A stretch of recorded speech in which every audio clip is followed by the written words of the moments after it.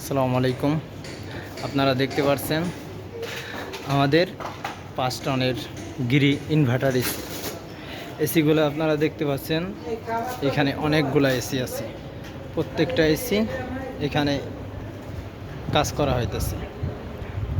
আমাদের কাছে হিউজ পরিমাণ প্রোডাক্ট আছে ইনভার্টার, আপনারা দেখতে পাচ্ছেন।